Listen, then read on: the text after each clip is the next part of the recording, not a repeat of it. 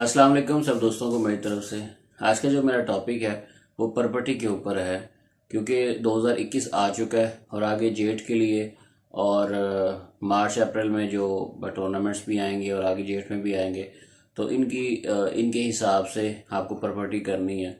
तो उस हिसाब से मेरा टॉपिक था, तो अब इसको डिस्कस करता हूँ कि अगर आपने मार्च के एंड में या अप्रैल में कोई टूर्नामेंट खेलना है, कोई किसी किस्म का कप उड़ेगा, तो उसके लिए अगर आपको प्रॉपर्टी करनी है तो फिर आपको यकम जनवरी से ऑनवर्ड यकम से 10 से 15 तारीख तक आप प्रॉपर्टी कर सकते हो। तो आपको प्रॉपर्टी कर देनी चाहिए, ठीक है, अगर आपने जल्दी खेलना है।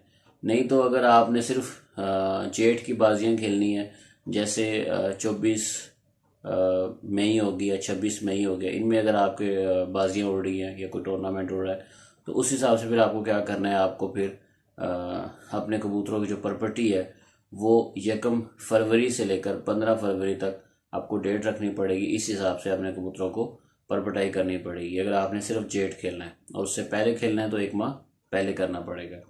बाकी प्रॉपर्टी के ऊपर मैं ऑलरेडी वीडियो बना चुका हूँ, तो 3 पार्ट्स पे मैंने वीडियो बनाई है, ऑलरेडी बना चुका हूँ और अपलोड भी कर चुका हूँ, ठीक है। तो अभी दोस्तों ने सवाल किया कि आप इस दफ़ा के लिए प्रॉपर्टी के लिए कुछ बताओ, तो मैंने इसलिए सोचा कि आपको थोड़ा सा डेट्स वगैरह बता दूँ और प्लस थोड़ा बहुत चीज़ें ऐड कर दूँ। पार्ट 1 में मैंने क्या डिस्कस किया था कि प्रॉपर्टी का तरीका। जब आप पार्ट 1 देखोगे तो उसमें डिटेल से आपको पता लगेगा प्रॉपर्टी का तरीका क्या है या किस तरह प्रॉपर्टी की जाती है, ठीक है।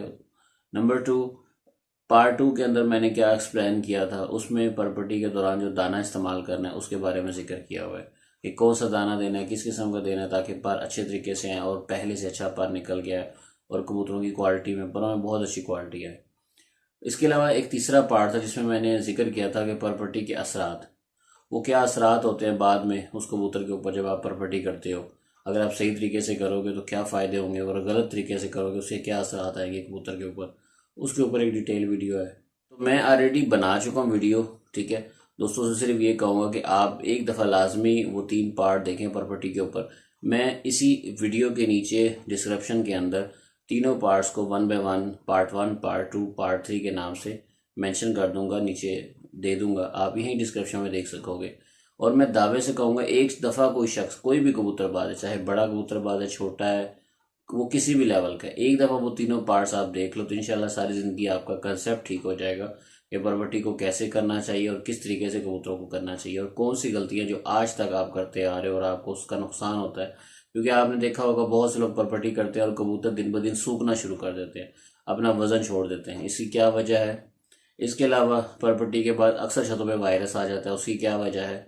इन तीनों पार्ट्स के अंदर मैंने बहुत अच्छी एक्सप्लेनेशन दी है और बहुत डिटेल से बात की, और मैं आप लोगों को कहूँगा कि आप एक दफ़ा वो तीनों पार्ट्स देखो, तो आपकी बहुत ज़्यादा जो है ना उसमें बेसिक्स नॉलेज भी क्लियर हो जाएगा और सारा जो है कंसेप्ट ठीक हो जाएगा कि प्रॉपर्टी क्यों करते हैं और किस वजह से करते हैं।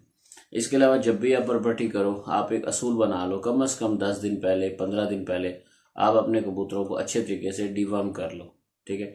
डिवर्म कर लेना चाहिए, एक बहुत अच्छी चीज़ है। इससे होता है कबूतर आपका टाइमली साफ़ हो जाता है अंदर से, और आगे जो प्रॉपर्टी के बाद जो आप दाना पानी करोगे, जो कुछ भी करोगे, तो आपका कबूतर 100% परफेक्ट होगा। तो एक टाइम ले लेना चाहिए प्रॉपर्टी, जब आपको पता है आपने आज से 1 महीने बाद प्रॉपर्टी करनी है तो आपको पहले ही तैयारी करनी है। नंबर 1, आपने डिवर्म करने हैं बर्ड्स को। नंबर 2, आपने अपने बर्ड्स को, ठीक है, एंटीबायोटिक का 3 एक दिन का कोर्स कर लिया करो, बीच में वक्फा, हर काम के में वक्फा डालना होता है। एंटीबायोटिक के बाद आप नेक्स्ट जो है अपने बर्ड्स को वैक्सीनेशन कर लिया करो, ठीक है।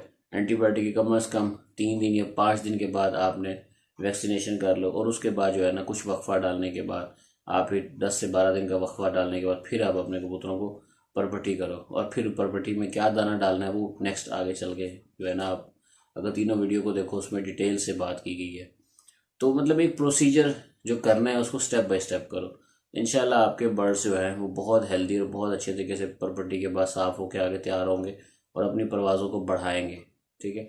तो मैं आप लोगों को एक दफ़ा फिर कहूँगा कि आप उन तीनों पार्ट्स को देखो, क्योंकि मैं अब दोबारा एक्सप्लेनेशन नहीं दे सकता, उसमें मैंने बड़े तफसील से और बड़े आराम से मैंने ना 3 पार्ट्स इसलिए बनाए थे कि अलग अलग एक्सप्लेनेशन की थी, उसमें गलतियाँ भी दिखाई थी और उसमें सही तरीका भी दिखाया था।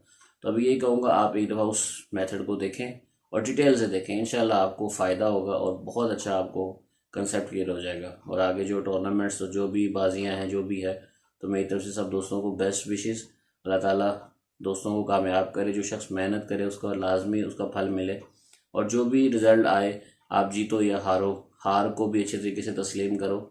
जीतने वाले को जो है ना आपको मुबारकबाद देनी चाहिए। जो शख्स जीत गया उसको मुबारकबाद दो, और एक दूसरे के साथ ये प्यार मोहब्बत का शौक़ है, प्यार मोहब्बत के साथ लेके चलो और नफ़रतें मत पैदा करो।